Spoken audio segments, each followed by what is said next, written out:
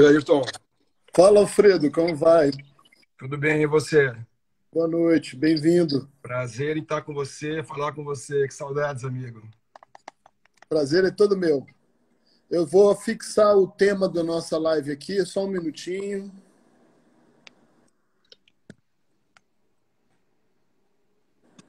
Cheguei na melhor posição do celular aqui também.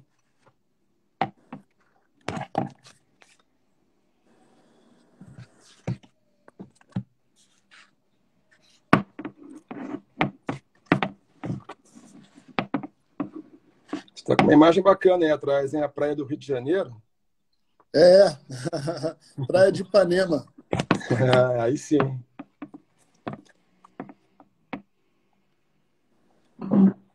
Minha imagem tá boa aí? Tá bem focada?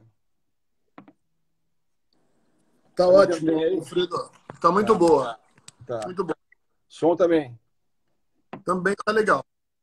Então tá Ó, bom. já entraram aí quase 30 pessoas. Vamos começar, porque o assunto é inesgotável. É verdade. Meu nome é Ayrton Daniel, eu sou médico ginecologista, meu CRM é 69175. A gente vai fazer uma live com o colega Alfredo, que é pediatra, e vamos falar sobre os primeiros 1.000 dias de vida, os primeiros 3 anos de vida. E essa live tem um interesse público, por isso a gente está aqui falando sobre esse assunto, para que todos possam absorver essa informação. O Alfredo é um colega pediatra que conheci faz algumas décadas e, por ser alguém que eu via trabalhando, se tornou pediatra dos filhos. Depois se tornou um colega que passou a trabalhar em particular, partos normais. E Alfredo é um cara de muita experiência, está aí na luta de dentes, em especialização em pediatria também, desde que eu conheço alguém que está sempre ocupado. E, ao mesmo tempo, o Alfredo é um cara que sempre se interessou muito no aspecto da psicologia, principalmente da puericultura, da evolução das crianças, né? Então, é por isso que o Alfredo foi convidado a dar essa palestra que eu já tive a oportunidade de ouvir, mas vou estar dividindo aqui com vocês agora. Só que o Alfredo sumiu. Não, eu fui só ligar a luz aí, que tava com a luz estava um pouco ruim. Deixa eu explicar. Esse negócio de internet, Instagram, acaba dando uns problemas aí na imagem. Se vocês estiverem me vendo com barba branca, meio careca, é do Instagram também. Isso aí. Eu também, essas manchas no rosto também é do Instagram, viu? Boa noite a todos, então. Prazer enorme estar aqui com vocês. Ayrton, muito obrigado pelo convite, a oportunidade de falar de um assunto que você sabe que eu gosto, né? Que eu gosto de divulgar, porque eu acredito, né? Uma coisa que eu tenho muita fé, eu acredito e isso tem que ser divulgado mesmo. Muito obrigado, viu? Legal. Alfredo, vamos direto ao assunto. Primeira pergunta que deve ter muita gente se fazendo. Por que 1.000 dias? Por que os primeiros 1.000 dias? Ou por que primeiros 3 anos? Por que não é 2 anos, 5 anos, primeiro ano? Que história é essa de 1.000 dias, Alfredo? Então, há alguns anos a pediatria, né? As sociedades de pediatria criaram esse conceito de 1.000 dias. Isso inclui os 276, se eu não me engano, né, dias da gravidez, que são os 9 meses, mais o primeiro 365 anos, 365 dias do primeiro ano e mais o segundo ano. Então, esse período, que são os primeiros 2 anos de vida da criança, mais o período da gravidez, a pediatria entende como um dos mais importantes da vida de uma pessoa, que é onde nós vamos formar a nossa identidade e a nossa autoestima. Então, esse é o nosso tema da palestra de hoje, né? Nossa conversa de hoje. Não queria que seja uma palestra, eu gostaria que fosse um bate-papo aí com as mães, etc. Então, você acabou de dizer para a gente que a autoestima e a personalidade, né, que vai se formar dessa criança começa dentro do útero? Sim, a gente acredita que uma boa concepção já começa na pré-concepção, né, Ayrton? Você sabe que a importância da mulher, quando ela decide por uma gravidez, que ela faça toda uma investigação médica do seu estado de saúde, seu estado sorológico, sua imunidade, as doenças que ela pode eventualmente estar portando, que ela já faça uso do ácido fólico previamente à sua concepção. Então, já é um período muito importante, né, a pré-concepção. Então, eu quero engravidar, inclusive, há uma recomendação para que as mulheres em idade fértil tomem ácido fólico ininterruptamente, né, até a sua menopausa, para evitar os efeitos do tubo neural, né, que é a mielomeningocele e outros também, né? Então, já começamos com a importância da decisão. Eu quero engravidar. Bom, vou procurar meu médico, vou fazer meus exames e já vou cuidar da minha saúde. Se eu estou fumando, eu vou parar de fumar. Se eu estou tomando meu vinho, eu vou parar de beber. Porque acredita-se que a gravidez também é extremamente importante, os cuidados da saúde com a mulher para com a criança, né? Então, a gente não... Hoje, o álcool é totalmente proibido durante a gestação. Você sabe dos malefícios que qualquer tipo de contato com o álcool faz, o cigarro, uma alimentação saudável. A gente sabe, você é melhor do que eu, que as mulheres lidam mal com carboidrato. Então, engordar demais na gravidez, a obesidade, ou mesmo a privação da alimentação, hoje a ciência prova que você pode alterar metabolicamente o seu neném e esse neném ser uma criança que vai carregar dentro da sua genética uma tendência a doenças crônicas futuramente, né? Então, daí a importância para nós, né, de que a mãe já se cuide na pré-concepção. Então, como eu falei, né, ácido fólico, consulta médica, um pré-natal bem feito, uma alimentação orientada. Existem muitas coisas que se orientam na alimentação, que é interessante para a mãe. Só isso acho que já é um tema de uma live, né? Mas fica, então, essa questão dos cuidados, né? Do pré-natal, né? Que é muito importante ela ter um médico que oriente, um ornitologista, enfim, né? Isso é uma coisa que você faz muito bem, né, Ayrton? Inclusive, nos seus cursos, que eu já tive a oportunidade de participar, você sempre inclui esse tema, né? É verdade. Alfredo, você sabe que a gente vai... Os anos de estão nos trazendo uma visão diferente da medicina e da nossa profissão, né? Então, ao longo dos anos, eu comecei a perceber que as minhas pacientes, que eram velhas do que eu, estavam envelhecendo e eu precisava estudar um pouco mais de envelhecimento. Depois eu percebi que eu também estava envelhecendo, né? E que eu precisava conhecer um pouco mais dessa fisiologia, né? Do envelhecimento saudável. Sim. Portanto, eu comecei a meter um pouco nesses assuntos. E no ano passado eu estive num congresso de envelhecimento saudável e, para minha surpresa muito agradável, tinha uma palestra que falava assim: o que a gestante pode fazer para que o seu embrião tenha uma vida longa. Ótimo, é isso mesmo.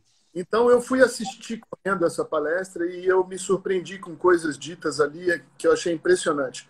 Primeiro de tudo, eles diziam exatamente isso que você acabou de dizer, que a longevidade da criança depende da saúde do pai antes da concepção, ou seja, não está nem só ligada à saúde da mãe também, está ligada à saúde do pai, como o pai eram os hábitos de vida dele.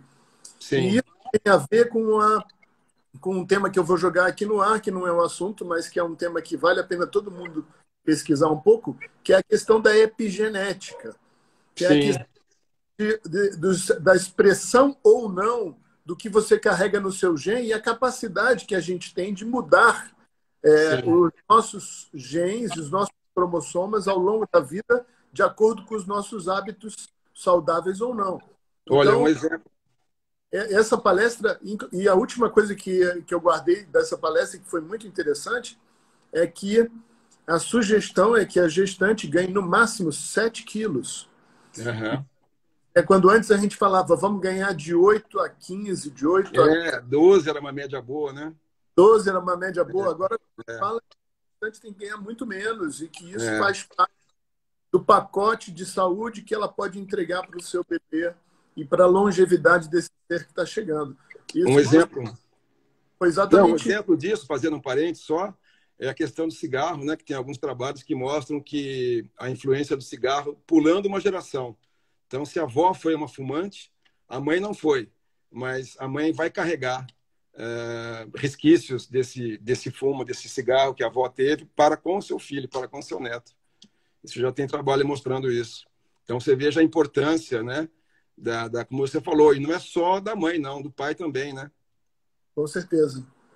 Bom, então eu acho que isso, Ayrton, é uma coisa extremamente importante, que a mulher se cuide bastante na pré-concepção, durante a sua gravidez.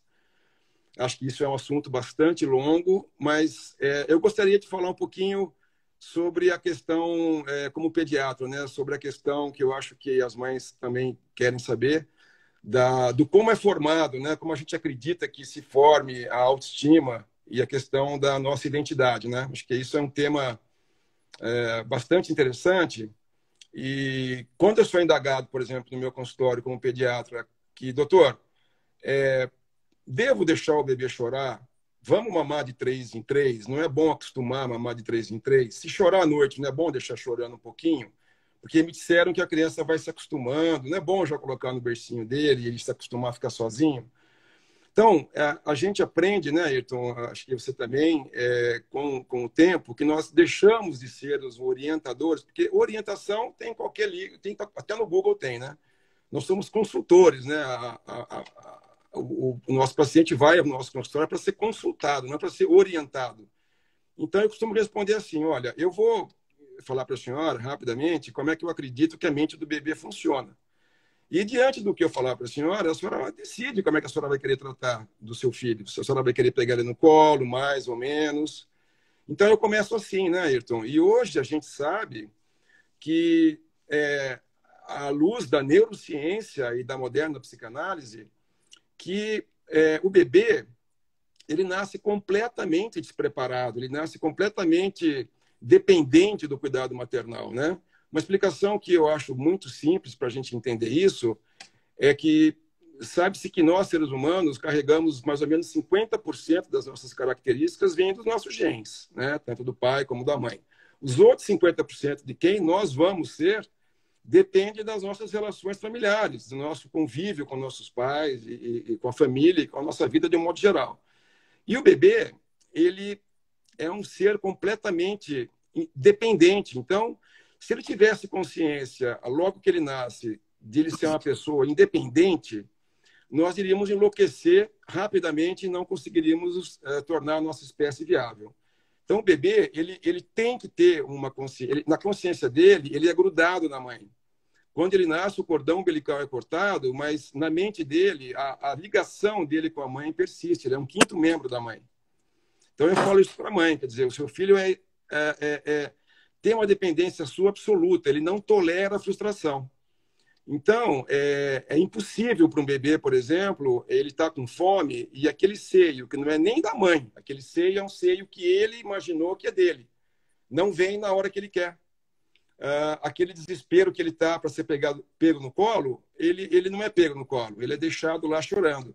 Então, essa sensação para um bebê pequenininho, nos primeiros 4, 5 meses de vida, é uma ameaça de morte. É igual você não sobreexistir mais, né? Então, a mente do bebê é construída assim, quer dizer, é construída na relação com a mãe, é construída no olhar da mãe. Nós nos reconhecemos como seres humanos bons e pessoas boas, de índole boa, porque nós somos bem cuidados, nós recebemos amor e carinho.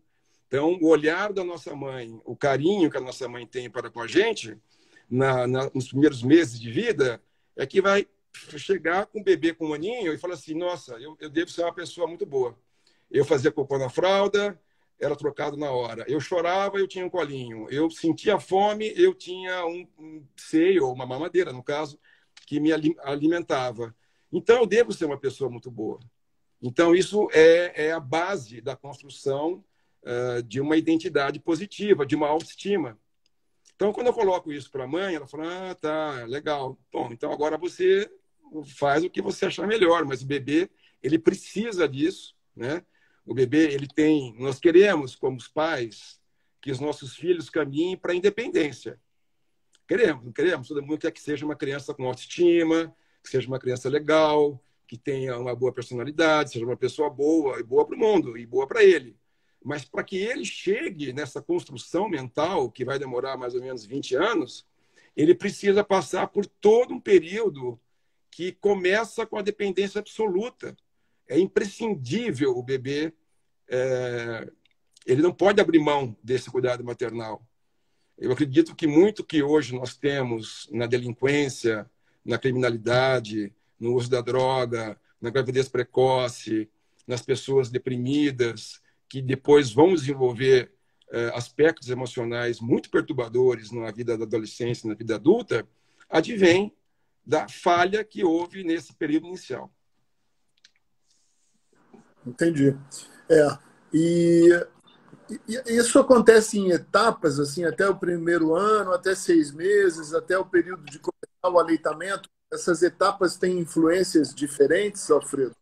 Tem, Ayrton. É bem interessante isso também, porque isso depois eu vou até indicar para as mães que se interessarem por alguma literatura tal. Eu tenho 3 livros para indicar. Com o tempo da nossa conversa eu vou falando, né?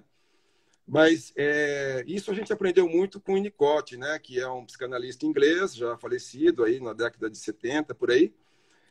Ele estudou muitas relações familiares, a relação mãe-filho, e ele descreve muito esse período da dependência absoluta, dependência relativa e o caminhar para a independência, né?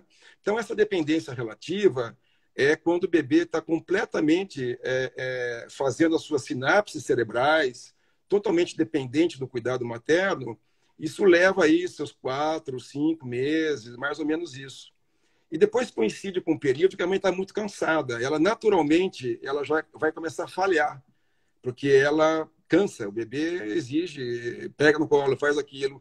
Aí ela começa assim, bom, peraí, deixa eu acabar de tomar meu suquinho aqui, daqui a pouco eu pego ele no colo, porque hoje eu estou cansada, eu vou só acabar de comer, já vou.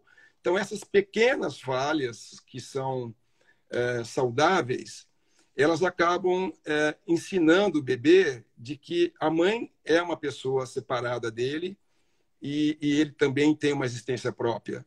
Então, aí entra esse período da dependência relativa, que também a mãe precisa falhar um pouquinho, dar uma saidinha, vai cuidar da sua vida um pouquinho, vai na academia, meia horinha, 2 horinhas, vai lá fazer sua unha e tal. E o bebê vai se sentindo, então, desgrudando-se dela, né? Tendo noção da sua identidade. E aí o pai tem uma figura muito importante também nessa hora, nas 2 etapas. Primeiro, que o pai tem uma função extraordinária nesse período inicial, respeitando a ligação do bebê com a mãe. Então, eu costumo dizer assim, que o pai tem que ter muita paciência nessa hora, porque a mãe, naturalmente, a gente sabe, né, do ponto de vista hormonal, psicológico, ela é voltada para aquele bebê, para aquele binômio, ela precisa estar voltada. E o pai se sente um pouquinho ali fora desse esquema nos primeiros meses, 2, 3 meses. Depois o pai é apresentado à mãe, à criança, a mãe apresenta o pai, né? A mãe que apresenta o bebê ao pai, né? Então o pai começa a entrar na história, mas ele respeitou esse período, ele entendeu isso de uma maneira muito adulta, muito madura, né? Ele não vai competir com o bebê no cuidado com a mãe, porque ele vai causar um problema muito sério para ele e para a sua esposa também, né? E para o bebê. Então, é muito importante que o pai também tenha consciência do seu papel. E depois... Mas, para ele, né? Primeiro de tudo, o problema vai ser com ele mesmo. Vai ser com ele, Então, é uma coisa muito comum, né? Muitos pais acabam assim, enciumados nessa hora, né? Exato. Se sentem desprezados ou se sentem... Porque também a gente revive muito experiências infantis. Quando a gente se torna pai e mãe, é muito comum tanto a mãe regredir para aspectos dela, do bebê que ela foi cuidada, como o pai também regredir para o bebê que ele foi cuidado. Quando nasceu o irmãozinho dele, ele sentiu muito ciúme. Então, muitos homens retomam um pouco esse período da sua infância, do seu bebê, e se ele não está muito consciente disso, isso pode causar muito problema para o casal e para o triângulo, né? Enfim, né? Mãe, filho e bebê.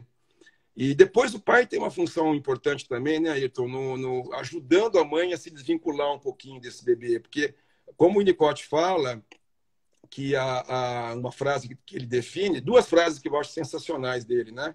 Uma tem a ver com isso que nós estamos falando, essa fase inicial, que ele diz assim: o bebê não existe. Existe um bebê e uma mãe. E dessa relação do bebê com essa mãe nascerá uma criança. Então você vê como é importante nós, seres humanos, a dependência que nós temos da relação materna nessa fase inicial. E outra frase que ele fala também, que eu costumo usar, é: a mãe, ela precisa ser suficientemente boa.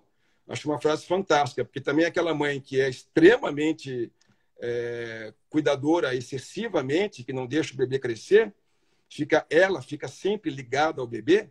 Então, como é que o bebê vai se desgrudar dela e vai ganhar uma independência? Então, tanto é importante a fase inicial como a fase intermediária, e depois a terceira fase, que é ajudar o bebê à sua independência, que é um processo longo, ao longo da vida, né? Hoje a gente sabe que o cérebro humano, ele amadurece aos 20 anos. A neurociência provou isso para a gente, né?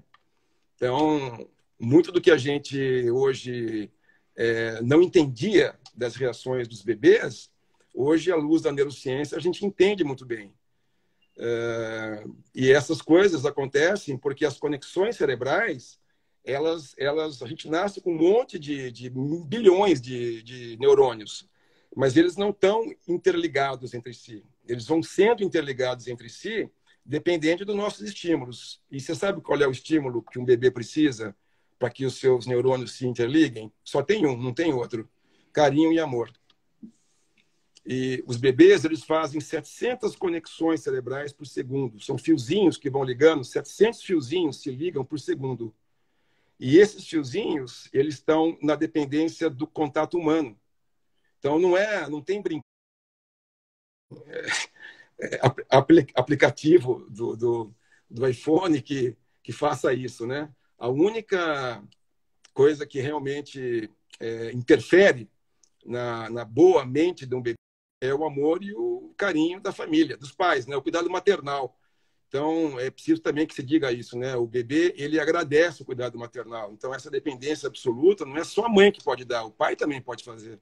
Hoje eu vejo muitos homens, muitos maternais, né? Que cuidam dos seus bebês, que ajudam a trocar fralda, que pegam no colo. Então, aquele holding, né? Que é o segurar. O pai tem essa questão do segurar. A gente se sente seguro no colo do pai, né? O handling, né? O manuseio, o bebê é muito afoito ao tato, né? Ao pegar, né? Então, esse cuidado maternal não é exclusividade da mãe. O bebê sabe quem é o titular. Ele precisa ter o titular, que ele reconhece pelo cheiro, por tudo. Mas uma avó pode fazer isso com bastante carinho, uma babá carinhosa pode fazer, um irmão mais velho, enfim, um familiar qualquer, e mesmo o pai, né? Principalmente o pai. Alfredo, você falou, né, que os pais sempre querem preparar os filhos para o mundo, ensiná-los a ter independência, apesar de que isso às vezes é complexo para a cabeça de alguns pais, né, que acabam segurando os filhos, né, mais. Mas o desejo é sempre esse, de criar um ser humano independente no mundo. Sim. E eu acho um pensamento que já desde pequenininho, que era aquela coisa de não pega no colo para aprender que não é assim, não faz, não, deixa eu chorar um pouco para aprender que é dura. Essa é uma idade onde deve se ensinar isso? De jeito nenhum, né? De maneira alguma. As pessoas que são seguras de si na idade adulta, na adolescência, é porque receberam muito carinho, muito colo quando eram bebês. Eu não tenho a menor dúvida disso, sabe, Ayrton? Você sabe, eu tô com 38, 40 anos de pediatria e eu já tenho clientes que já são mães hoje em dia, né? E eu acompanho famílias, a gente vê isso, quer dizer, a gente vê os adultos que são formados por famílias bastante integradas, bastante, enfim, carinhosas, com amorosidade. Como isso faz uma diferença na pessoa adulta depois, né?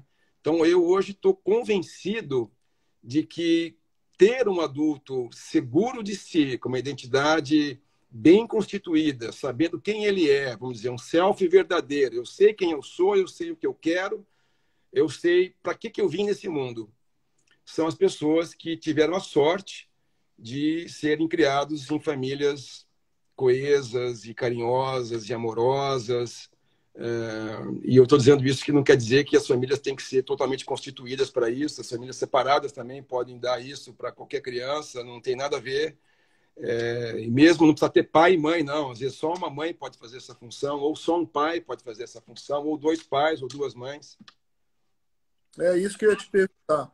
Essa função, essa maternagem e a paternagem podem ser exercidas por outras pessoas, vamos supor, numa família desmembrada, num filho abandonado, que foi acolhido por alguém, fazendo esse papel, essa pessoa, esse que está se formando, também tem condições de se formar com uma boa autoestima. Então, não precisa ser exatamente o pai biológico a fazer desse jeito. Pode Sim, sim, alguém sim. no papel da Sim. da paternagem. Sim, sim, é exatamente isso, Ayrton. Não há a criança, ela não se ressente da separação dos pais, desde que isso seja uma coisa bem feita, bem conversada. A criança não se ressente de ter uma mãe e não ter um pai. Ela não se ressente de ter pai e não ter a mãe, porque ela recebeu carinho, recebeu amor de alguém, né? A gente sabe que tem muitas mulheres que acabam criando seus filhos aí sem a figura paterna e vão muito bem, porque elas conseguem fazer um pouco a função do pai também, né? Na hora de saber cortar um pouquinho o vínculo. Tudo isso precisa ser um pouco conversado, precisa ser bem trabalhado, mas é bem possível que a gente consiga criar uma criança com uma ótima cabeça, independente de ter uma família convencional constituída, vamos dizer assim, né? É. Eu sempre faço um paralelo disso, que a pediatria nomeia dos 1000 dias com o período que a antroposofia chama dos primeiros 3 anos, né? Que é o Uhum. período em que ela vai andar, pensar, né? Então, na verdade, a antroposofia tem uma leitura muito simples dessa evolução biográfica. Nos primeiros 7 anos de vida, a antroposofia afirma que a vida tem que ser boa. Dos 7 aos 14 tem que ser bela e dos 14 aos 21 tem que ser justa.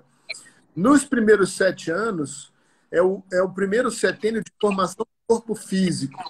A criança precisa estar formando, crescendo, é uma, uma florada exuberante física no corpo da criança. Depois, Sim. nunca mais ela vai crescer tanto quanto cresceu do nascer até os 7 anos, né? E, e traduzindo, a vida tem que ser boa, na antroposofia é muito simples. Eu tenho que ter o que eu... Né? E o que a criança precisa é alimento, asseio e amor. Né? Sim, exatamente. Não Em precisa todo, muito, né? né? Precisa muito.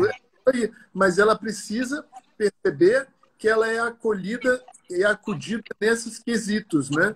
Exatamente, exatamente. Então, você veja, Ayrton, como é complicado, né? Eu sou uma pessoa que acredito piamente nisso, e quando eu vejo... Porque isso, Ayrton, independe do lado cultural, independe até do lado econômico, mas é muito complicado quando você vê pessoas sem a menor condição, querem fazer isso, mas não têm a menor condição básica, né, de saneamento básico, não têm a menor chance de cuidar bem de uma criança, apesar de quererem cuidar, né? É muito triste isso. Como eu também vejo pessoas com todas as condições, mas emocionalmente não conseguem doar esse amor ou simplesmente não conseguem, né? Simplesmente não conseguem abrir mão, muitas vezes, da sua vida profissional, da sua vida acadêmica e tal, para se dedicar naquele período que é muito fundamental para o bebê, né? Então, eu acho que a mulher ela precisa rever um pouquinho esse período agora do confinamento. Eu acho que vai estar trazendo para a gente um pouco de reflexão nesse aspecto, né? As pessoas estão mais em casa, estão vendo, estão conhecendo mais seus filhos, estão vendo a importância que eles têm para os seus filhos, né?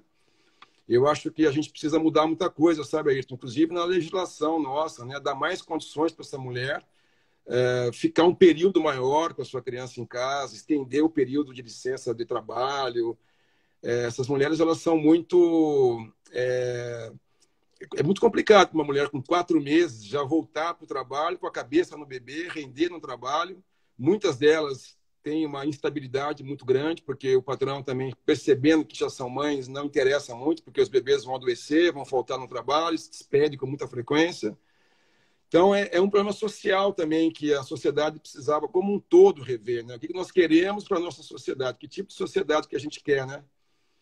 Então, eu acho que a sociedade ela deveria ser constituída já na gravidez, né? As pessoas deveriam nascer com uma alimentação boa, mães que não fumam, que não bebem, que não usam droga, bebês que são cuidados com amor, né? A gente teria uma sociedade seguramente muito melhor.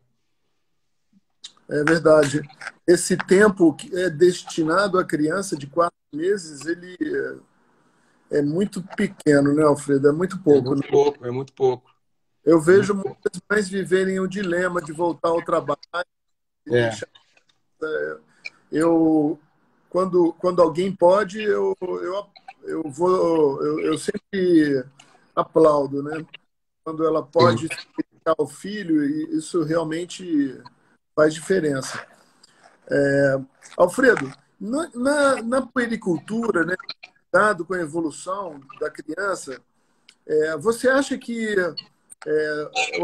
o aleitamento, a carteira vacinal, essas coisas vão influenciar também nesses primeiros 1.000 dias, nessa construção da autoestima?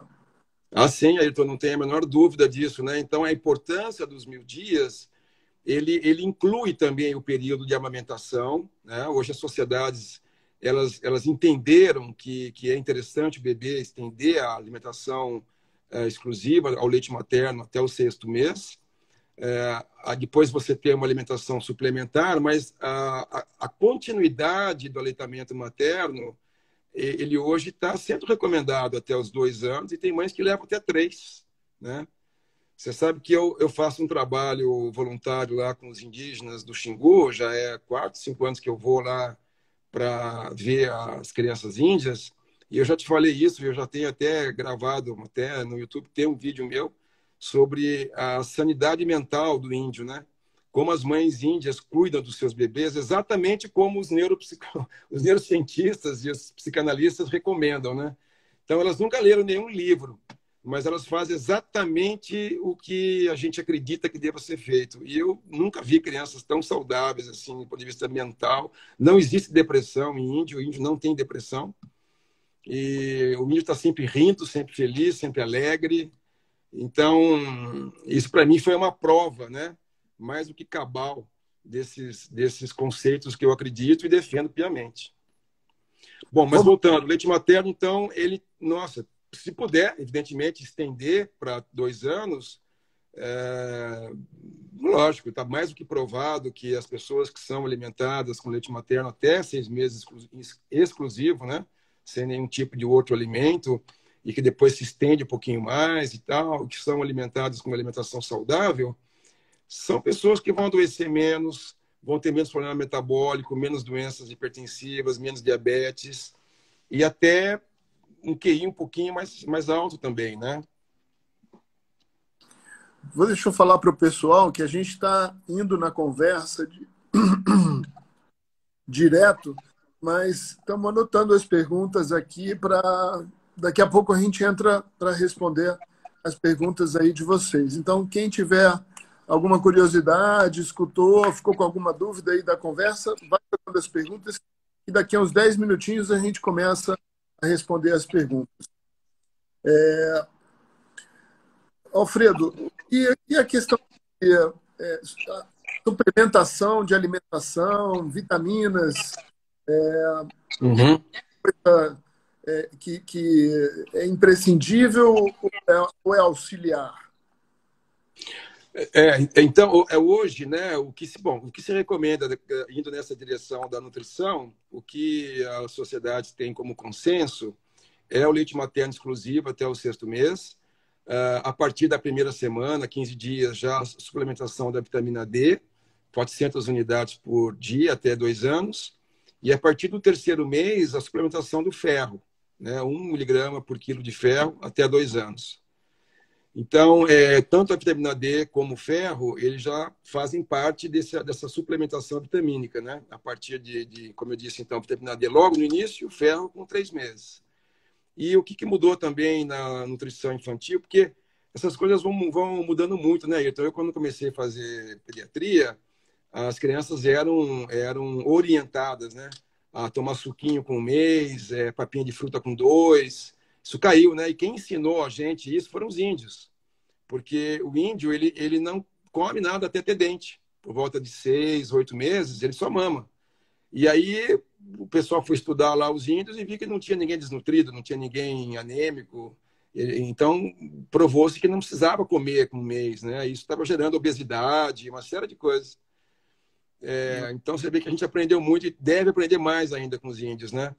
Mas hoje, também a gente já orienta a criança a começar com uma alimentação que não é mais aquela papinha batida, tudo junto, sem nenhum paladar definido. Então, é importante também que a gente está hoje já... A criança pode comer qualquer coisa. A gente dava assim, ovo não podia, peixe não podia. Hoje as crianças, a partir de 6 meses, elas comem ovo, comem peixe, comem o que a mãe tiver disponível de alimento para ela, né? E está se vendo que quanto mais cedo você começa com esses alimentos, menos tendência à alergia você vai ter. Então, mudou muita coisa nesse sentido. Acho que facilitou muito para as mães, né? É verdade. E as vacinas também, como você falou, as vacinas também fazem parte do cuidado. Eu acho que amar uma criança é você, além de você dar o amor no cuidado, né, no tato, na voz que você fala com o bebê, porque o amor se dá quando? Se dá quando você está trocando o bebê, quando você está trocando uma fralda, né? A maneira com que você troca a fralda não é uma coisa mecânica, né? É uma coisa carinhosa. Então, o que a criança quer é isso, esse tititi que a mãe faz, essa linguagem infantilizada que os pais fazem com o bebê, não é por acaso. Isso tem... Os pais, eles aderem à linguagem da criança, né? Ao mesmo tempo que a gente sempre recomenda também que a criança seja respeitada e tudo que você for fazer com o bebê, você tem que falar para ele, né?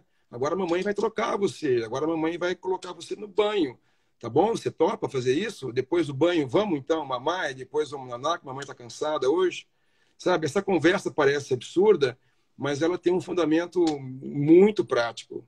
Então, a gente já sabe também que as crianças que os pais conversam, explicam, respeitam o bebê, eles adquirem uma autoconfiança muito maior e, além disso, eles adquirem uma aquisição de mais de 3.000 palavras em relação àquelas pessoas que não são conversadas, né? Aquelas famílias que não se conversa muito com o bebê. Então, a importância que isso tem, né, na vida de alguém, né? Com certeza. Eu vejo muito, eu queria uma opinião sua sobre uma cena que acontece volta e meia. A mãe ia no meu consultório com a criança. Claro, porque ela não tinha com quem deixar, trouxe na consulta. Eu não me incomoda de jeito. E elas ficam, às vezes, muito incomodadas, porque tem algumas crianças que são brincalhonas, que falam alto, que param quietas. Eu adoro essa, né? Não me incomoda nem um pouco. Mas elas ficam incomodadas e, às vezes, elas falam assim: o doutor ali tem uma injeção na gaveta, vai te dar uma injeção, fica quieta. Ou então, ela pega o celular e abre no aplicativo, entrega para a criança e fala: olha isso aí que agora eu preciso conversar com o doutor. Sim. As cenas que são típicas, que se repetem vez por outra. O que você me diz? Infelizmente, né? Eu acho isso péssimo.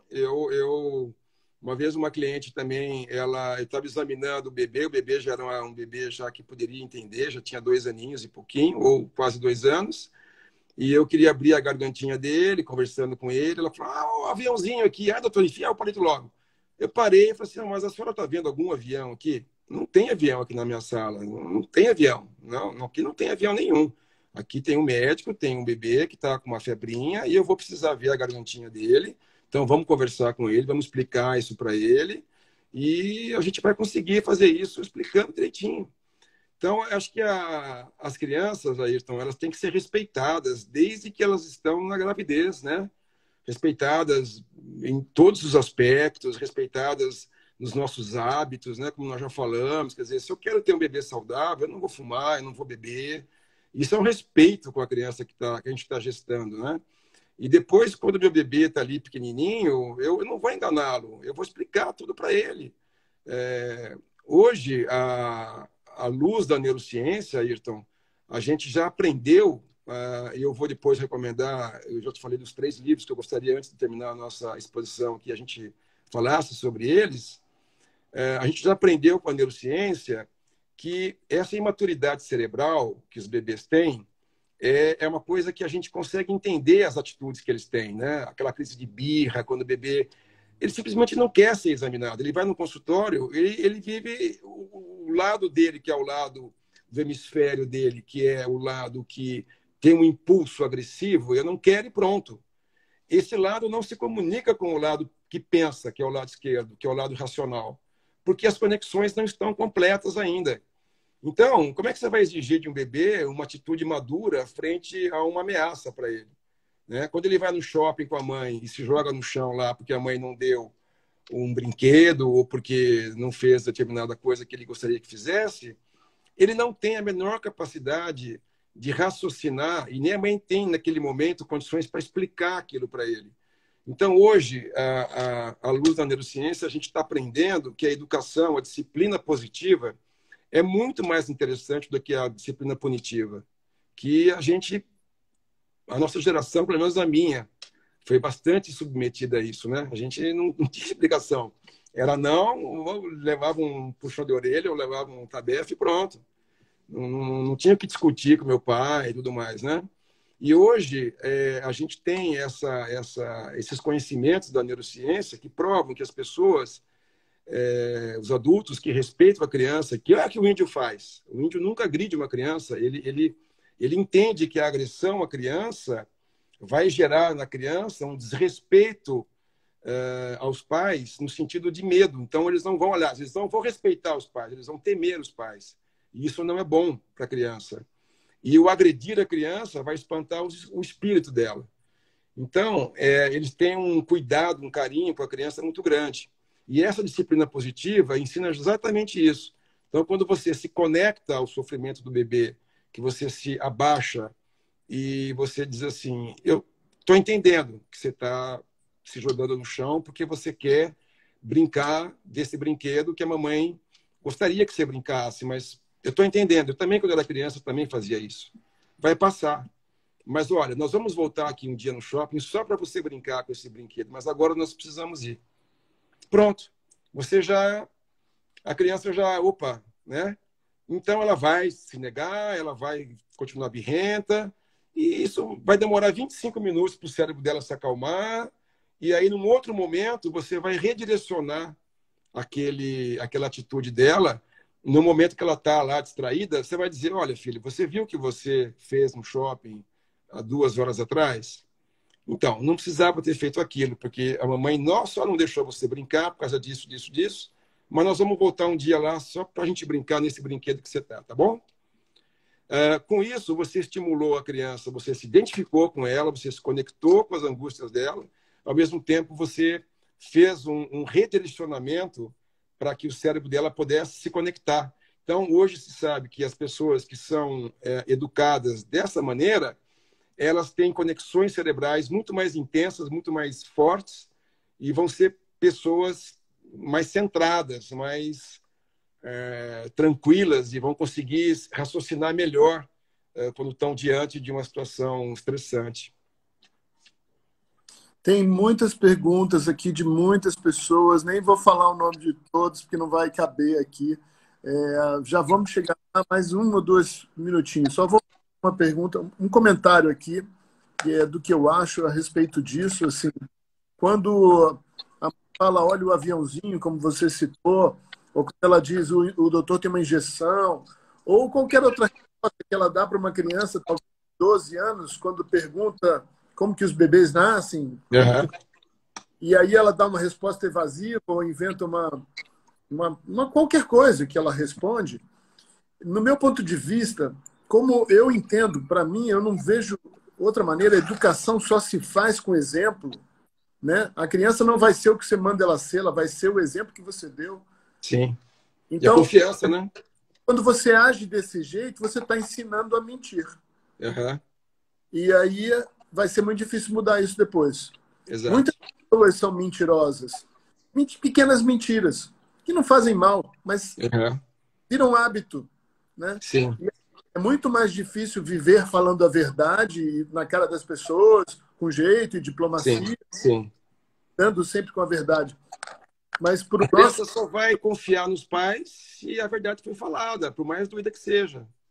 E aí eu Né? já vou responder uma pergunta que apareceu aqui, que é, eu falei, né?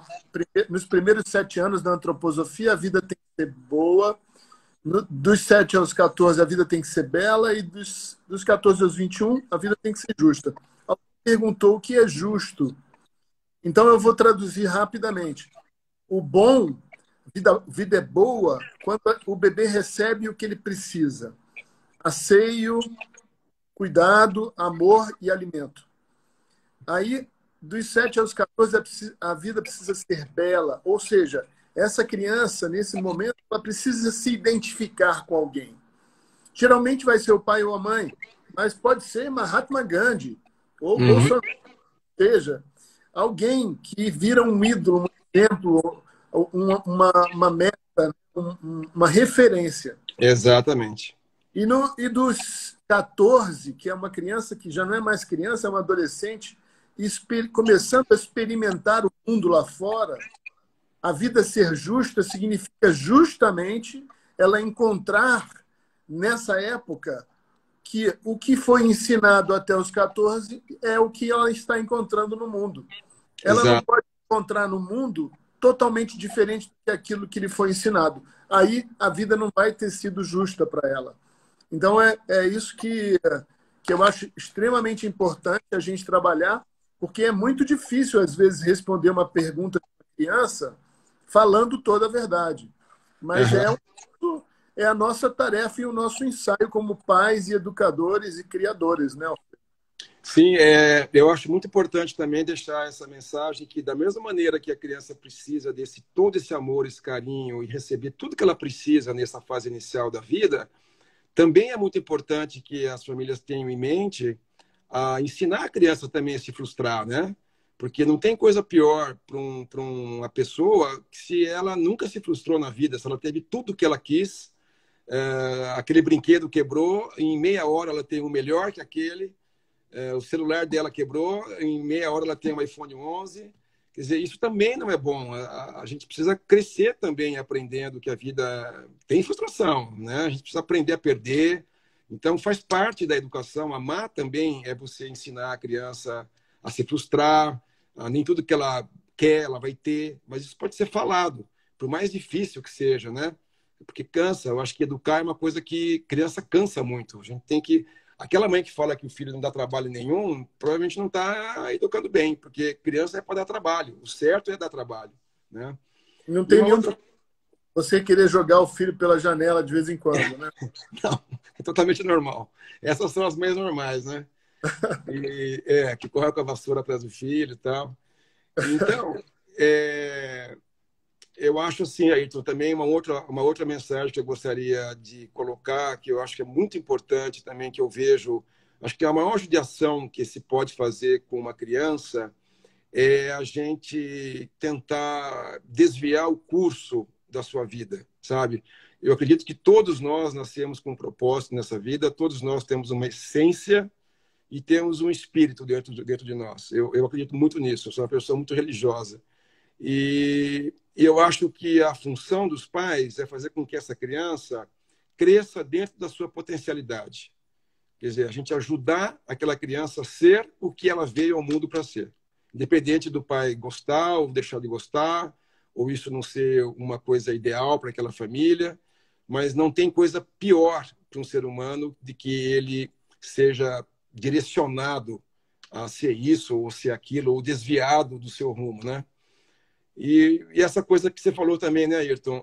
Eu falo para as mães assim, não complica muito a vida do bebê, quer dizer, criar filho é muito simples. Você olha para a cara dele e vê o que ele está precisando e vê o que ele está te pedindo.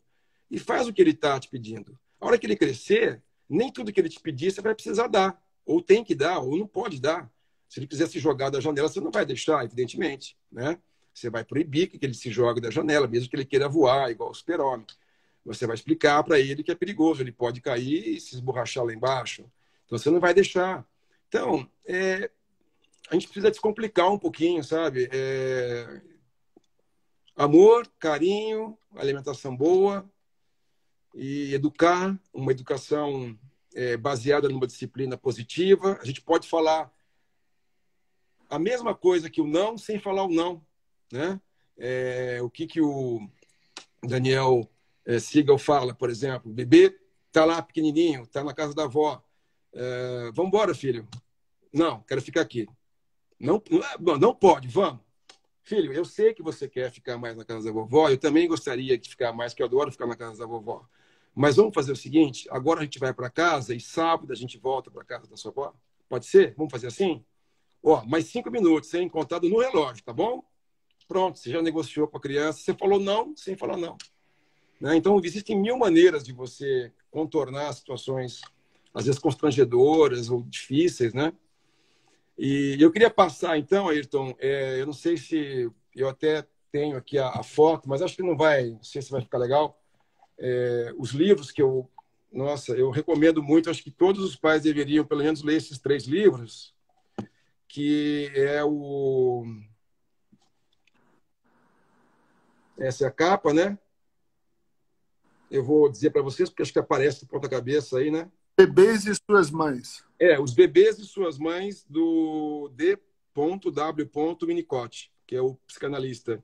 Então, nessa obra, o autor fala a um público amplo sobre as questões fundamentais da infância, as necessidades mínimas de todo bebê, a amamentação como um primeiro diálogo, os primeiros sinais da personalidade e da natureza da comunicação não verbal no par mãe-bebê. Então, isso que nós estamos falando aqui, esse livro, ele relata muito bem. E depois, 2 livros do Daniel Siegel e da Tina Payne, que um deles é O Cérebro da Criança. O Cérebro da Criança. O Cérebro da Criança. E esse toda mãe, todo pai deveria ler, porque a gente entende, a gente começa a falar, caramba, puxa vida, não é à toa que meu filho reage desse jeito. Como é que esse cérebro, como é que eu vou esperar que ele reaja de outra maneira tendo esse cérebro aqui, né? Que vai demorar 20 anos para ser maduro. E aí, uma outra discussão seria o que acontece com o adolescente, né? Que aí é outra confusão na vida da gente, né? Mas aí acho que tem um assunto para outro dia. E depois esse aqui, que é o Disciplina Sem Drama. Né? O Disciplina Sem Drama, que também é do Daniel Siegel e da Tina Payne, eu acho sensacional, porque ele vai com exemplos muito práticos, inclusive da vida própria deles, né? Desses 2 autores, relatar experiências de pacientes, dos filhos deles, tal, pelos quais eles passaram, que todo mundo passa, né? De briga com irmãos, como é que você vai agir numa briga com o irmão, aquele bebê que se jogou no shopping, o que aconteceu com a mente dele que ele teve aquele tipo de atitude. E qual atitude eu posso ter perante isso para que eu ensine meu filho a ser um adulto melhor, né? Então, pessoal, anotou aí? Os Bebês e Suas Mães, O Cérebro das Crianças e Disciplina Sem Drama. Não é isso? Isso aí. Legal. Vamos nas perguntas agora. Temos só 5 minutos, mas tem muita pergunta. Então, eu já vou lançar aqui uma proposta da gente, se a live encerrar, fica todo mundo aí, a gente abre de novo e fala mais 10 minutinhos para encerrar as perguntas, tá bom? Pode ser, Alfredo, para você também? Claro, tranquilo. Então, vamos lá. Tem uma pergunta aqui, que o meu bebê tem 1 ano e 1 mês e ainda tem muito problema com a separação da mãe. É como se eu ainda fosse ligado a ele. É normal isso após 1 ano? Ou ele acorda para ver se eu estou próxima dele? Que bonitinho, né? Então, essa questão do sono também é uma questão muito, muito polêmica. Hoje, a gente, uma época, separava os bebês, Ayrton, era uma recomendação, né, da sociedade, 1 mês. Então, 1 mês já tá bom. Fica lá com a mãe, aí 1 mês vai para o quarto dele, babá eletrônica, fica lá. Hoje as sociedades estão vendo que não é legal fazer isso. A única espécie que separa a mãe do bebê é a nossa, né? Então, há uma recomendação para que os bebês permaneçam um tempo maior nos quartos dos pais. Então, é o que a gente chama do quarto compartilhado, não é a cama compartilhada, é o quarto compartilhado, né? É o bebezinho dormindo ao lado da cama da mãe, que pode se estender até 8 meses, um ano. E isso tem trazido um benefício maior na questão do distúrbio de sono, na morte súbita. Está melhorando muito as relações dos bebês com as mães, né? E eu também acho que, assim, os bebês começam a se desgrudar um pouquinho da mãe e tal, é 1 ano e meio, por aí, né? Então, esse período entre 9 meses, 1 ano e 3 meses, 1 ano e 4 meses, é a fase que eles estão descobrindo que eles existem, eu existo, eu tenho uma identidade, porém eu sou altamente dependente da minha mãe. E eu preciso dela ainda, eu preciso dela. E se a mãe puder assistir esse período, quanto mais a mãe puder assistir esse período, mais o bebê vai internalizar na mente dele a sua mãe, vai projetar dentro dele a sua mãe. Então, essa projeção que o bebê faz da mãe boa, da mãe cuidadora, que colocou dentro da mente dele, é que faz com que a gente não precise levar a nossa mãe para a viagem de núpcias mais, porque a gente já está independente dela. Muita gente continua levando a mãe para a viagem de núpcias, aí complica bastante, né?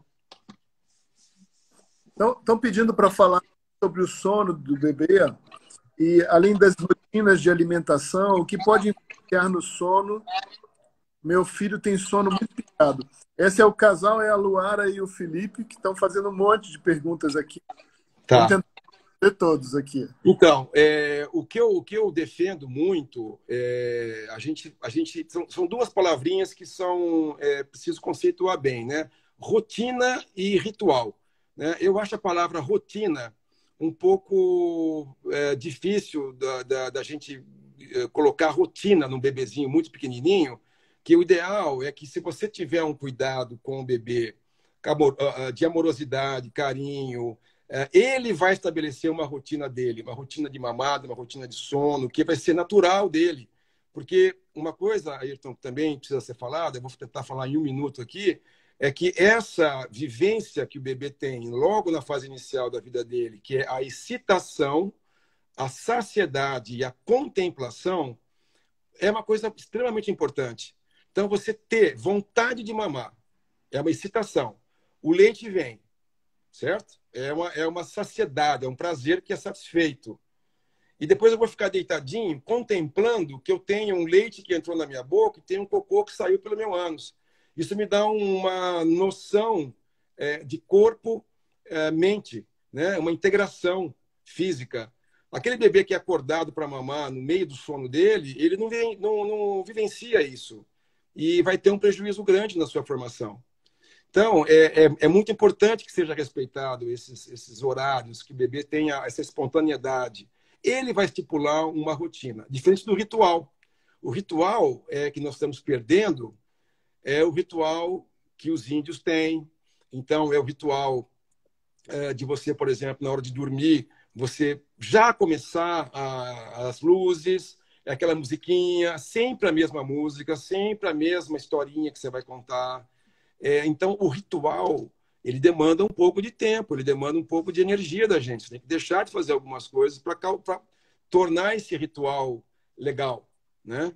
Que eu acho que isso, em todas as relações humanas, o ritual, ele funciona, né? Até das relações entre mulher e homem, né? Se você tiver rotina, é muito chato, né? Agora, ritual não é bom, né? Um ritual, ligar ali na relação, um incenso, uma música, abrir um vinho, isso não é um ritual, né? Então você pode... E o ritual pode ter muito também lá nas tribos, né? Alfredo, Sim. 30 segundos, vai cair. Pessoal, Tá. fica aí que a gente vai abrir uma live em seguida para terminar de responder as perguntas. Falou? Então, eu acho que essa coisa do ritual, isso principalmente na hora do sono, funciona muito. Né? Eu já assisti várias aulas em congressos internacionais sobre sono, é uma coisa difícil mesmo, né? E tem pais que sofrem muito com isso, e tem bebês que têm dificuldade para dormir, por mais cuidadosos que sejam os pais, a gente entende isso. Mas não tem outra coisa que fazer a não ser acolher esse bebê, né? se o bebê é o amor e o carinho da família, dos pais, né? O cuidado maternal. Então, é preciso também que se diga isso, né? O bebê, ele agradece o cuidado maternal. Então, essa dependência absoluta não é só a mãe que pode dar, o pai também pode fazer. Hoje eu vejo muitos homens, muitos maternais, né? Que cuidam dos seus bebês, que ajudam a trocar fralda, que pegam no colo. Então, aquele holding, né? Que é o segurar. O pai tem essa questão do segurar. A gente se sente seguro no colo do pai, né? O handling, né? O manuseio. O bebê é muito afoito ao tato, né? Ao pegar, né? Então, esse cuidado maternal não é exclusividade da mãe. O bebê sabe quem é o titular. Ele precisa ter um titular, que ele reconhece pelo cheiro, por tudo. Mas uma avó pode fazer isso com bastante carinho, uma babá carinhosa pode fazer, um irmão mais velho, enfim, um familiar qualquer, e mesmo o pai, né? Principalmente o pai. Alfredo, você falou, né, que os pais sempre querem preparar os filhos para o mundo, ensiná-los a ter independência, apesar de que isso às vezes é complexo para a cabeça de alguns pais, né, que acabam segurando os filhos, né, mais. Mas o desejo é sempre esse, de criar um ser humano independente no mundo. Sim. E eu acho um pensamento que já desde pequenininho, que era aquela coisa de não pega no colo para aprender que não é assim, não faz, não, deixa eu chorar um pouco para aprender que é dura. Essa é uma idade onde deve se ensinar isso? De jeito nenhum, né? De maneira alguma. As pessoas que são seguras de si na idade adulta, na adolescência, é porque receberam muito carinho, muito colo quando eram bebês. Eu não tenho a menor dúvida disso, sabe, Ayrton? Você sabe, eu tô com 38, 40 anos de pediatria e eu já tenho clientes que já são mães hoje em dia, né? E eu acompanho famílias, a gente vê isso, quer dizer, a gente vê os adultos que são formados por famílias bastante integradas, bastante, enfim, carinhosas, com amorosidade. Como isso faz uma diferença na pessoa adulta depois, né? Então, eu hoje estou convencido de que ter um adulto seguro de si, com uma identidade bem constituída, sabendo quem ele é, vamos dizer, um self verdadeiro. Eu sei quem eu sou, eu sei o que eu quero, eu sei para que eu vim nesse mundo. São as pessoas que tiveram a sorte de serem criados em famílias coesas e carinhosas e amorosas. E eu estou dizendo isso que não quer dizer que as famílias têm que ser totalmente constituídas para isso. As famílias separadas também podem dar isso para qualquer criança, não tem nada a ver. E mesmo não precisa ter pai e mãe, não. Às vezes só uma mãe pode fazer essa função, ou só um pai pode fazer essa função, ou dois pais, ou duas mães. É isso que eu ia te perguntar. Essa função, essa maternagem e a paternagem podem ser exercidas por outras pessoas, vamos supor, numa família desmembrada, num filho abandonado, que foi acolhido por alguém, fazendo esse papel, essa pessoa, esse que está se formando, também tem condições de se formar com uma boa autoestima. Então, não precisa ser exatamente o pai biológico a fazer desse jeito. Sim, sim, sim. Papel da paternagem. Sim, sim, é exatamente isso, Ayrton. Não há a criança, ela não se ressente da separação dos pais, desde que isso seja uma coisa bem feita, bem conversada. A criança não se ressente de ter uma mãe e não ter um pai. Ela não se ressente de ter pai e não ter a mãe, porque ela recebeu carinho, recebeu amor de alguém, né? A gente sabe que tem muitas mulheres que acabam criando seus filhos aí sem a figura paterna e vão muito bem, porque elas conseguem fazer um pouco a função do pai também, né? Na hora de saber cortar um pouquinho o vínculo. Tudo isso precisa ser um pouco conversado, precisa ser bem trabalhado, mas é bem possível que a gente consiga criar uma criança com uma ótima cabeça, independente de ter uma família convencional constituída, vamos dizer assim, né? Eu sempre faço um paralelo disso, que a pediatria nomeia dos 1000 dias com o período que a antroposofia chama dos primeiros 3 anos, né? que é o Aham. período em que ela vai andar, pensar, né? Então, na verdade, a antroposofia tem uma leitura muito simples dessa evolução biográfica. Nos primeiros 7 anos de vida, a antroposofia afirma que a vida tem que ser boa. Dos 7 aos 14 tem que ser bela e dos 14 aos 21 tem que ser justa. Nos primeiros 7 anos, é o primeiro setênio de formação do corpo físico. A criança precisa estar formando, crescendo, é uma, uma florada exuberante física no corpo da criança. Depois, eu Sim. não sei, nunca mais ela vai crescer tanto quanto cresceu do nascer até os 7 anos, né?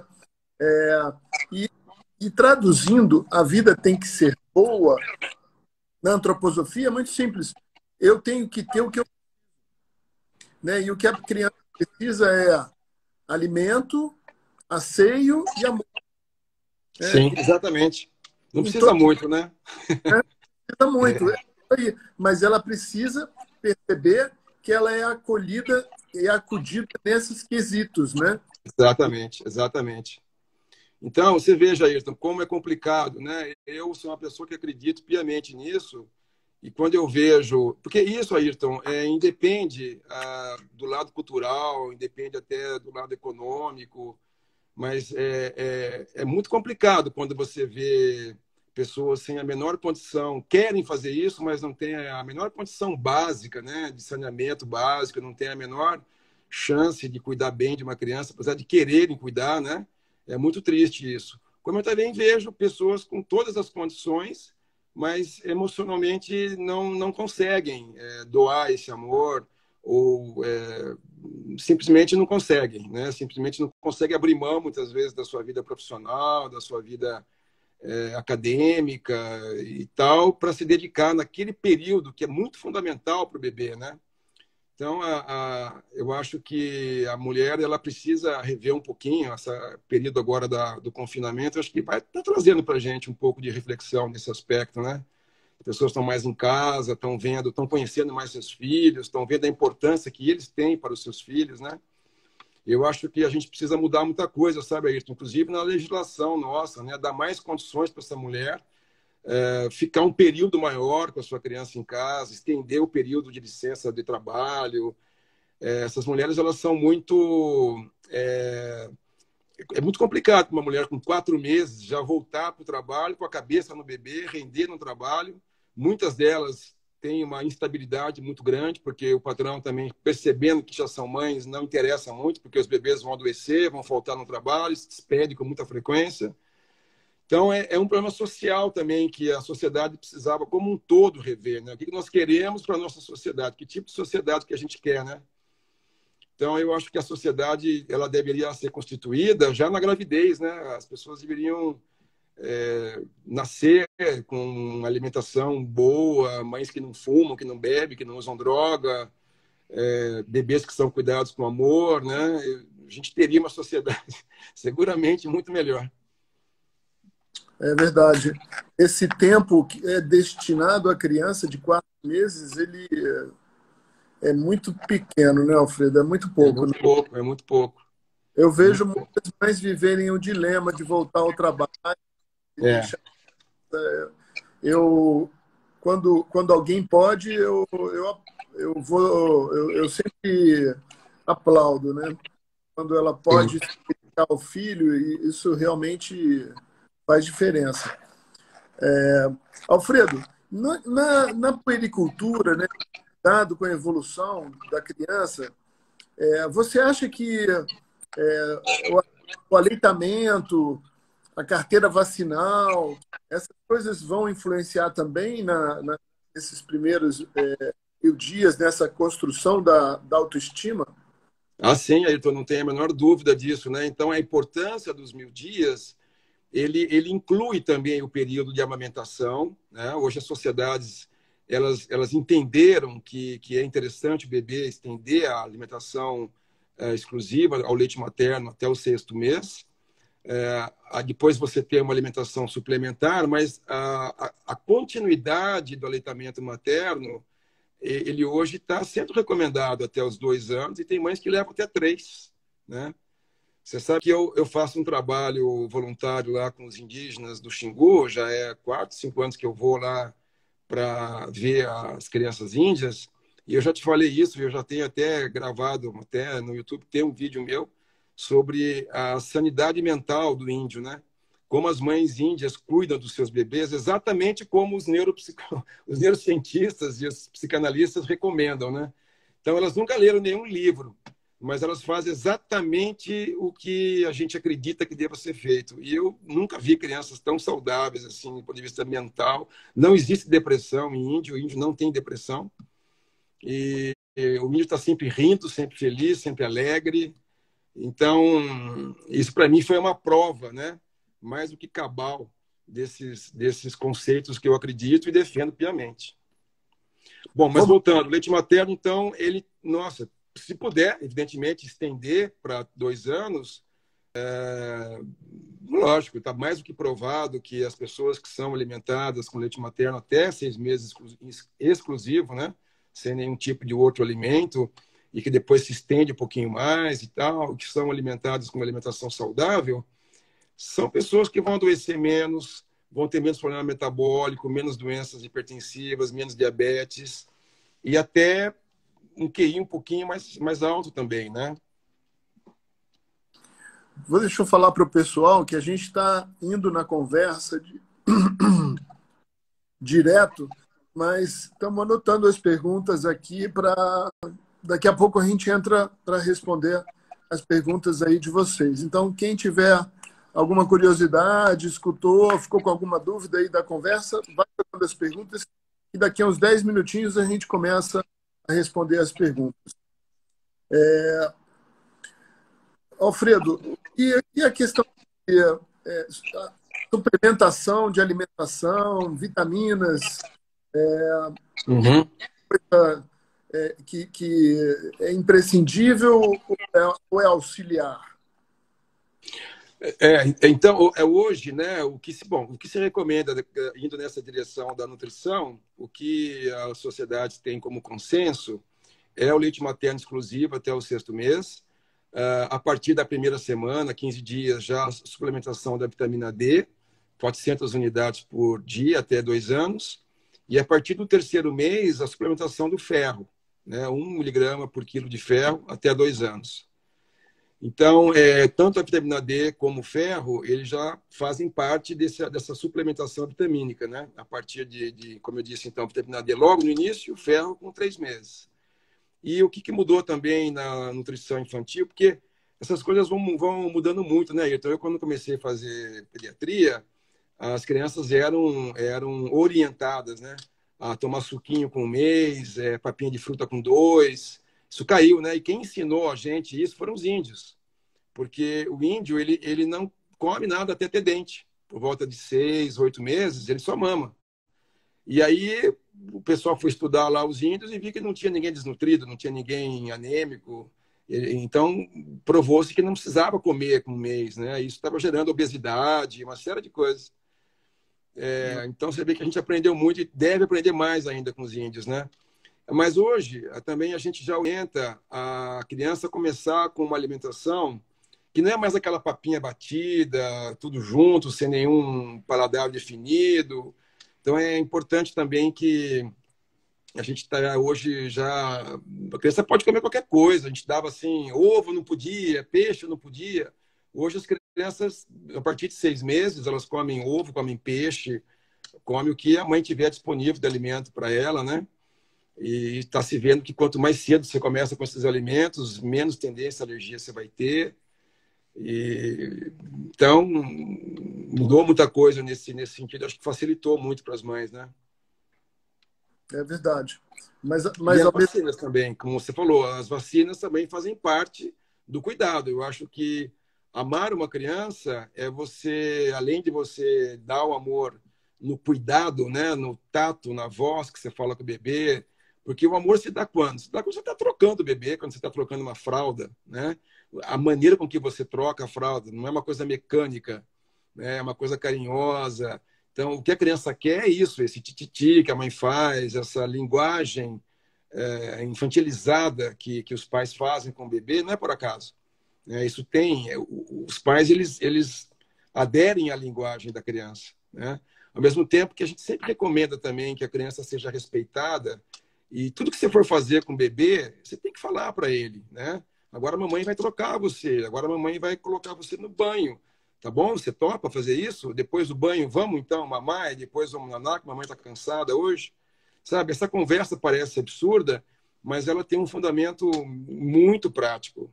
Então, a gente já sabe também que as crianças que os pais conversam, explicam, respeitam o bebê, eles adquirem uma autoconfiança muito maior e, além disso, eles adquirem uma aquisição de mais de 3.000 palavras em relação àquelas pessoas que não são conversadas, né? Aquelas famílias que não se conversa muito com o bebê. Então, é a importância que isso tem, né, na vida de alguém, né? Com certeza. Eu vejo muito, eu queria uma opinião sua sobre uma cena que acontece volta e meia. A mãe ia no meu consultório com a criança. Claro, porque ela não tinha com quem deixar, trouxe na consulta. Eu não me incomoda de jeito. E elas ficam, às vezes, muito incomodadas, porque tem algumas crianças que são brincalhonas, que falam alto, que param quietas. Eu adoro essa, né? Não me incomoda nem um pouco. Mas elas ficam incomodadas e, às vezes, elas falam assim: o doutor ali tem uma injeção na gaveta, vai te dar uma injeção, fica quieta. Ou então, Sim. ela pega o celular e abre no aplicativo e entrega para a criança e fala: olha isso aí que agora eu preciso conversar com o doutor. Sim. As cenas que são típicas, que se repetem vez por outra. O que você me diz? Infelizmente, né? Infelizmente, né? Eu acho isso péssimo. Uma vez uma cliente também, eu estava examinando o bebê já era um bebê já que poderia entender, já tinha 2 aninhos e pouquinho, ou quase 2 anos, e eu queria abrir a gargantinha dele, conversando com ele, ela falou, o aviãozinho aqui, doutor, enfia o palito logo. Eu parei e falei assim, mas a senhora está vendo algum avião aqui? Não tem avião aqui na minha sala, não tem avião, não, aqui não tem avião nenhum. Aqui tem um médico, tem um bebê que está com uma febrinha e eu vou precisar ver a gargantinha dele. Então, vamos conversar com ele, vamos explicar isso para ele e a gente vai conseguir fazer isso explicando direitinho. Então, eu acho que as crianças, Ayrton, elas têm que ser respeitadas desde que elas estão na gravidez, né? Respeitadas em todos os aspectos, respeitadas nos nossos hábitos, né? Como nós já falamos, quer dizer, se eu quero ter um bebê saudável, eu não vou fumar, eu não vou beber. Isso é um respeito com a criança que a gente está gestando, né? E depois, quando o meu bebê está ali pequenininho, eu não vou enganá-lo, eu vou explicar tudo para ele. Hoje, a luz da neurociência, Ayrton, a gente já aprendeu, e eu vou depois recomendar, eu já te falei dos 3 livros que eu gostaria, antes de terminar a nossa exposição, que a gente falasse sobre eles. A gente já aprendeu com a neurociência que essa imaturidade cerebral que os bebês têm é uma coisa que a gente consegue entender as atitudes que eles têm, né? Aquela crise de birra, quando o bebê... Ele simplesmente não quer ser examinado. Ele vai no consultório, ele vive o lado dele, que é o lado do hemisfério dele, que é o lado que tem um impulso agressivo, eu não quero e pronto. Esse lado não se comunica com o lado que pensa, que é o lado esquerdo, que é o lado racional, porque as conexões não estão completas ainda. Então, como é que você vai exigir de um bebê uma atitude madura frente a uma ameaça para ele? Né? Quando ele vai no shopping com a mãe e se joga no chão lá porque a mãe não deu um brinquedo ou porque não fez determinada coisa que ele gostaria que fizesse, ele não tem a menor capacidade de raciocinar e nem a mãe tem, naquele momento, condições para explicar aquilo para ele. Então, hoje, à luz da neurociência, a gente está aprendendo que a educação, a disciplina positiva, é muito mais interessante do que a disciplina punitiva, que a nossa geração, pelo menos a minha, foi bastante submetida a isso, né? A gente não tinha explicação. Era não, ou levava um puxão de orelha, ou levava um tabefe e pronto. Não tinha que discutir com meu pai e tudo mais, né?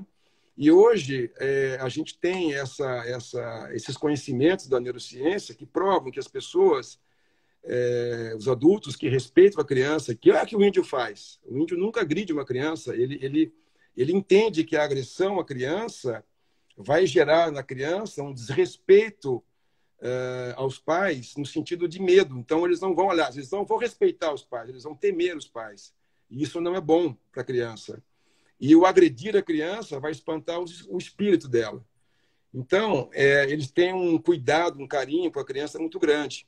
E essa disciplina positiva ensina exatamente isso. Então, quando você se conecta ao sofrimento do bebê, que você se abaixa e você diz assim, eu estou entendendo que você está se jogando no chão porque você quer brincar desse brinquedo que a mamãe gostaria que você brincasse, mas eu estou entendendo. Eu também, quando era criança, também fazia isso. Vai passar. Mas, olha, nós vamos voltar aqui um dia no shopping só para você brincar com esse brinquedo, mas agora nós precisamos ir. Pronto. A criança já, opa, né? Então ela vai se negar, ela vai continuar birrenta, e isso vai demorar 25 minutos para o cérebro dela se acalmar, e aí, num outro momento, você vai redirecionar aquela atitude dela. No momento que ela está lá distraída, você vai dizer, olha, filho, você viu o que você fez no shopping há 2 horas atrás? Então, não precisava ter feito aquilo, porque a mamãe só não deixou você brincar por causa disso, disso, disso, mas nós vamos voltar um dia lá só para a gente brincar nesse brinquedo que você tá bom? Com isso, você estimulou a criança, você se identificou com ela, você se conectou com as angústias dela, ao mesmo tempo você fez um redirecionamento para que o cérebro dela pudesse se conectar. Então, hoje se sabe que as pessoas que são educadas dessa maneira, elas têm conexões cerebrais muito mais intensas, muito mais fortes, e vão ser pessoas mais centradas, mais tranquilas, e vão conseguir raciocinar melhor quando estão diante de uma situação estressante. Tem muitas perguntas aqui de muitas pessoas, nem vou falar o nome de todos, porque não vai caber aqui. Já vamos chegar a mais 1 ou 2 minutinhos. Só vou fazer uma pergunta, um comentário aqui, que é do que eu acho a respeito disso. Assim, quando a mãe fala, olha o aviãozinho, como você citou, ou quando ela diz, o doutor tem uma injeção, ou qualquer outra resposta que ela dá para uma criança, talvez de 12 anos, quando pergunta como que os bebês nascem, e aí ela dá uma resposta evasiva ou inventa uma qualquer coisa que ela responde. No meu ponto de vista, como eu entendo, para mim, eu não vejo outra maneira. A educação só se faz com exemplo, né? A criança não vai ser o que você manda ela ser, ela vai ser o exemplo que você deu. Sim. Então, e a confiança, né? Quando você age desse jeito, você está ensinando a mentir. E aí vai ser muito difícil mudar isso depois. Exato. Muitas pessoas são mentirosas. Pequenas mentiras, que não fazem mal, mas viram hábito. Né? Sim. E é muito mais difícil viver falando a verdade na cara das pessoas, com jeito e diplomacia, sim. dando sempre com a verdade. Mas a criança só vai confiar nos pais se a verdade foi falada, por mais doida que seja. E aí eu já vou responder uma pergunta que apareceu aqui, que eu falei, né? Nos primeiros 7 anos da antroposofia, a vida tem que ser boa. Dos 7 aos 14, a vida tem que ser bela. E dos 14 aos 21, a vida tem que ser justa. Alguém perguntou o que é justo. Então eu vou traduzir rapidamente. O bom, vida é boa quando o bebê recebe o que ele precisa. Asseio, cuidado, amor e alimento. Aí, dos 7 aos 14, a vida precisa ser bela. Ou seja, essa criança, nesse momento, ela precisa se identificar com alguém. Geralmente vai ser o pai ou a mãe, mas pode ser Mahatma Gandhi, ou Bolsonaro. Ou seja, alguém que vira um ídolo, um exemplo, uma meta, uma referência. Exatamente. E dos 14, que é uma criança que já não é mais criança, é uma adolescente, começando a experimentar o mundo lá fora, a vida ser justa significa justamente ela encontrar, nessa época, que o que foi ensinado até os 14 é o que ela está encontrando no mundo. Ela não pode encontrar no mundo totalmente diferente do que aquilo que lhe foi ensinado. Aí a vida não vai ter sido justa para ela. Então é isso que eu acho extremamente importante a gente trabalhar, porque é muito difícil, às vezes, responder uma pergunta de uma criança falando toda a verdade. Mas Uhum. é a nossa tarefa e o nosso ensaio como pais e educadores e criadores, né? Sim, eu acho muito importante também deixar essa mensagem que, da mesma maneira que a criança precisa desse todo esse amor, esse carinho e receber tudo que ela precisa nessa fase inicial da vida, também é muito importante que as famílias tenham em mente a ensinar a criança também a se frustrar, né? Porque não tem coisa pior para uma pessoa que se ela nunca se frustrou na vida, se ela teve tudo que ela quis, aquele brinquedo quebrou, em meia hora ela tem um melhor que aquele, o celular dela quebrou, em meia hora ela tem um iPhone 11. Quer dizer, isso também não é bom. A gente precisa crescer também aprendendo que a vida tem frustração, né? A gente precisa aprender a perder. Então, faz parte da educação. Amar também é você ensinar a criança a se frustrar, nem tudo que ela quer, ela vai ter, mas isso pode ser falado, por mais difícil que seja, né? Porque cansa. Eu acho que educar é uma coisa que criança cansa muito. A gente tem que aquela mãe que fala que o filho não dá trabalho nenhum, provavelmente não está educando bem, porque criança é para dar trabalho. O certo é dar trabalho, né? Não E tem uma nenhum outra... você querer jogar o filho pela janela de vez em quando, né? Não, é totalmente normal. Essas são as mães normais, né? Que corre com a vassoura atrás do filho e tal. Então, eu acho assim, Ayrton, também uma outra mensagem que eu gostaria de colocar, que eu acho que é muito importante também, que eu vejo, acho que a maior judiação que se pode fazer com uma criança é a gente tentar desviar o curso da sua vida, sabe? Eu acredito que todos nós nascemos com um propósito nessa vida, todos nós temos uma essência e temos um espírito dentro de nós. Eu acredito muito nisso, eu sou uma pessoa muito religiosa. E eu acho que a função dos pais é fazer com que essa criança cresça dentro da sua potencialidade. Quer dizer, a gente ajudar aquela criança a ser o que ela veio ao mundo para ser. Independente do pai gostar ou deixar de gostar, ou isso não ser uma coisa ideal para aquela família, mas não tem coisa pior para um ser humano de que ele seja direcionado a ser isso ou ser aquilo, ou desviado do seu rumo, né? E essa coisa que você falou também, né, Ayrton? Eu falo para as mães assim, não complica muito a vida do bebê, quer dizer, criar filho é muito simples. Você olha para a cara dele e vê o que ele está precisando e vê o que ele está te pedindo. E faz o que ele está te pedindo. A hora que ele crescer, nem tudo que ele te pedir você vai precisar dar. Ou tem que dar, ou não pode dar. Se ele quiser se jogar da janela, você não vai deixar, evidentemente, né? Você vai proibir que ele se jogue da janela, mesmo que ele queira voar, igual o super-homem. Você vai explicar para ele que é perigoso, ele pode cair e se esborrachar lá embaixo. Então você não vai deixar. Então, a gente precisa descomplicar um pouquinho, sabe? Amor, carinho, alimentação boa e educar, uma educação baseada numa disciplina positiva. A gente pode falar a mesma coisa que o não sem falar o não, né? O que o Daniel Siegel fala, por exemplo, o bebê está lá pequenininho, está na casa da avó. Vamos embora, filho. Não, quero ficar aqui. Não, não pode, vamos. Filho, eu sei que você quer ficar mais na casa da vovó, eu também gostaria de ficar mais, que eu adoro ficar na casa da vovó. Mas vamos fazer o seguinte, agora a gente vai para casa e sábado a gente volta para casa da sua avó? Pode ser? Vamos fazer assim? Mais 5 minutos, hein? Contado no relógio, tá bom? Pronto, você já negociou com a criança, você falou não, sem falar não. Né? Então, existem mil maneiras de você contornar situações, às vezes constrangedoras ou difíceis, né? E eu queria passar, então, Ayrton, eu não sei se eu até tenho aqui a foto, mas acho que não sei se vai ficar legal. Os livros que eu recomendo muito, acho que todos os pais deveriam, pelo menos, ler esses 3 livros, que essa é a capa, né? Eu vou dizer para vocês, porque acho que aparece de ponta-cabeça aí, né? Bebês e suas mães. Os bebês e suas mães, do D.W. Winnicott, que é o psicanalista. Então, nessa obra, o autor fala a um público amplo sobre as questões fundamentais da infância, as necessidades mínimas de todo bebê, a amamentação como um primeiro diálogo, os primeiros sinais da personalidade e da natureza da comunicação não verbal no par mãe-bebê. Então, isso que nós estamos falando aqui, esse livro, ele relata muito bem.